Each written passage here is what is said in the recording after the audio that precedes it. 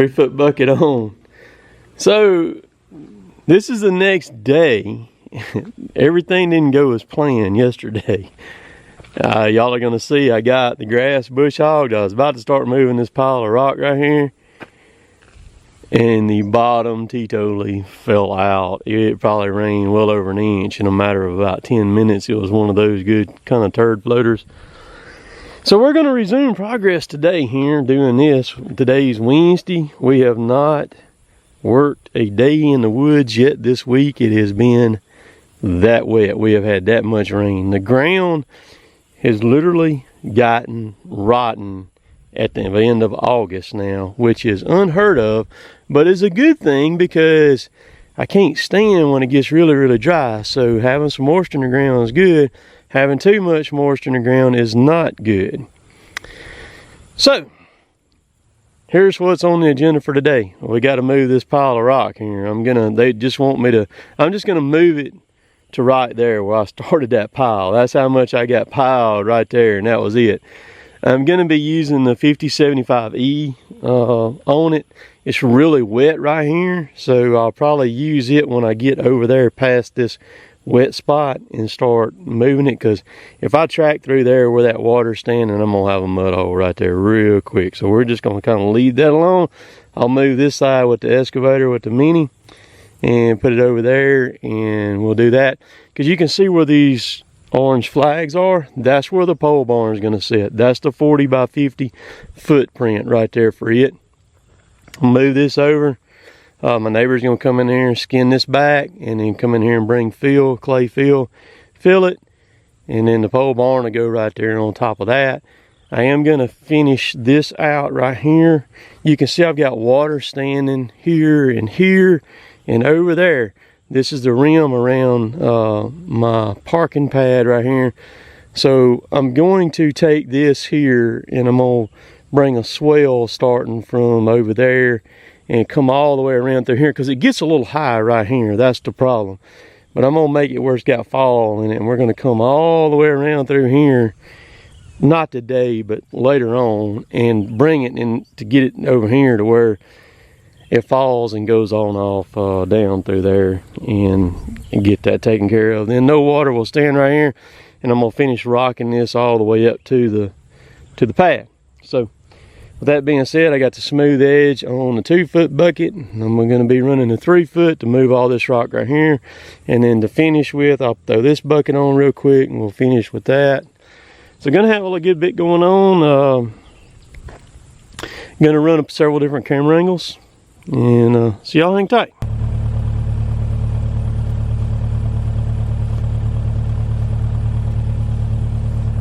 To say this stuff's got some metal in it is an understatement. That's a bolt. That's about 1.25 inch diameter bolt right there.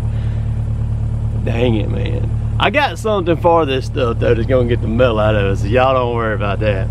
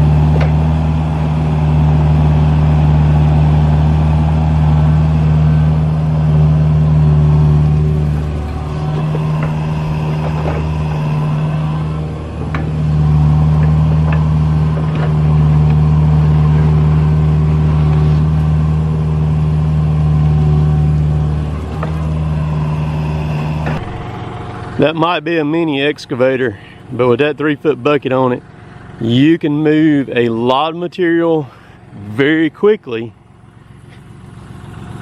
if you want to. Look at that pile. I like the 3-foot bucket. The machine handles it no problem. Even when it's completely full and rounded out, it still handles it very good. This is going a lot better than kind of what I expected it to. I got the tractor warming up now, and we're just gonna I'm gonna kind of run it some. All right, so I'm gonna kind of tell y'all what I'm doing. I've made several passes with the tractor right here, scooping it and driving up and dumping it. I actually think the Mini is faster than the tractor is. I'm gonna make a couple of scoops with the tractor. You'll see me out come in, get a bucket, back up, and then drive around this side, and it's getting real mucky over here too, so I don't want to mess all that up, and then dump and then back all the way out. Well, the Mini is probably taking 2 scoops to equal 1 of the tractor, maybe 2.5.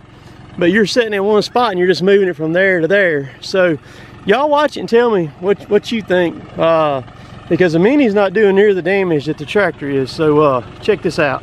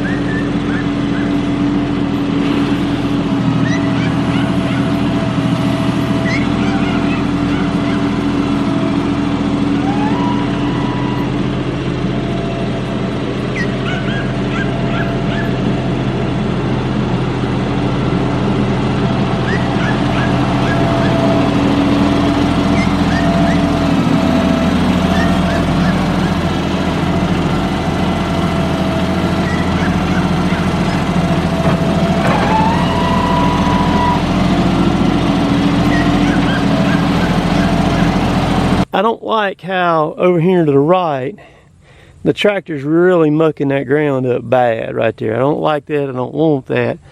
In the Mini, I can just sit right there in between them 2 piles and go from there to there, there to there, there to there.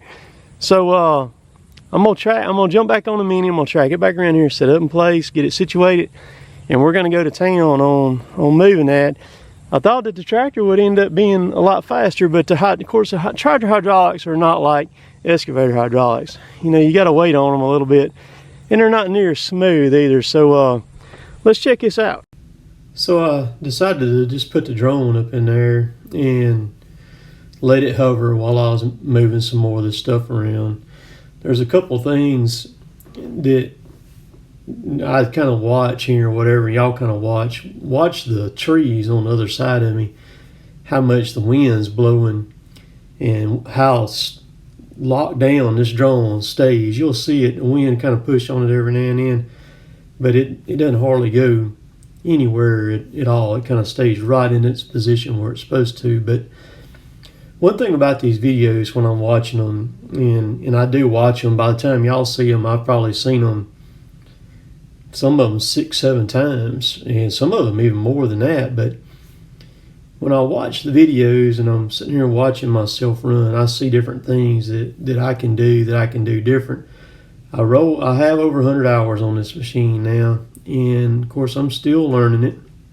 And I've ran quite a few different Minis over the years, not as consistent as what I'm running this machine. It's just been like for a day here, a day there, a few hours, you know, or something like that. But as I'm watching this right here, I see different things that I can do that can, the way I've got my stick, where I'm setting my boom as I'm swinging to perhaps speed things up even more.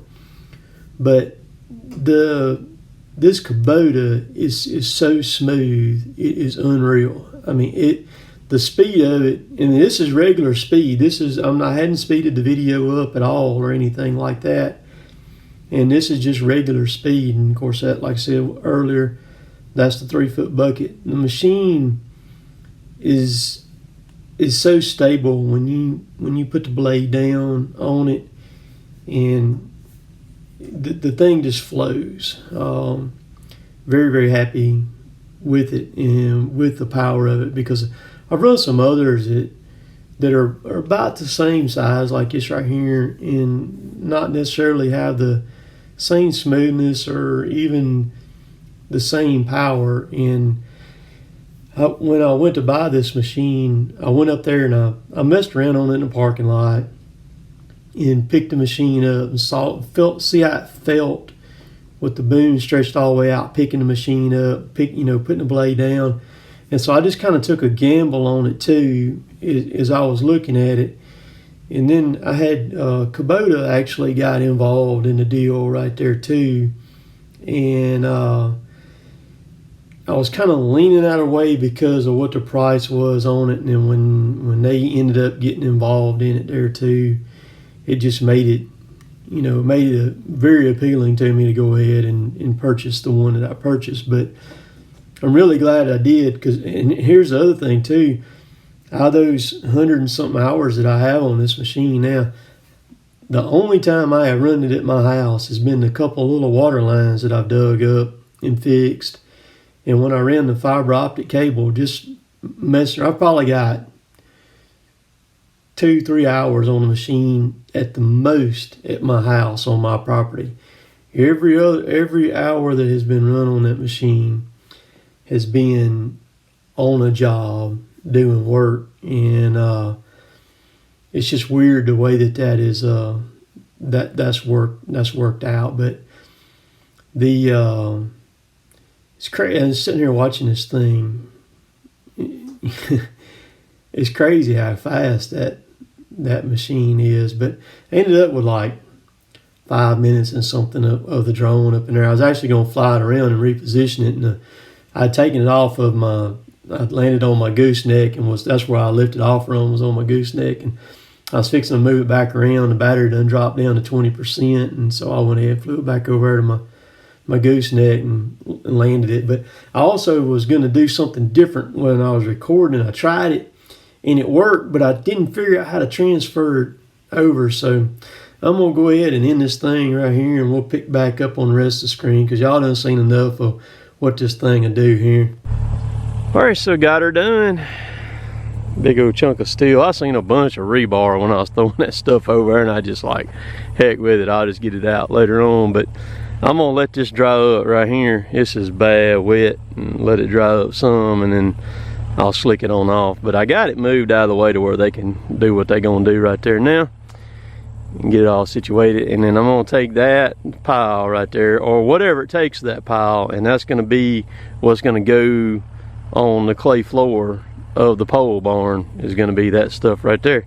I was gonna buy rock, but my neighbor's doing the dirt work. He said, dude, he said, don't buy no rock. He said, you got it right there. He said, just use that.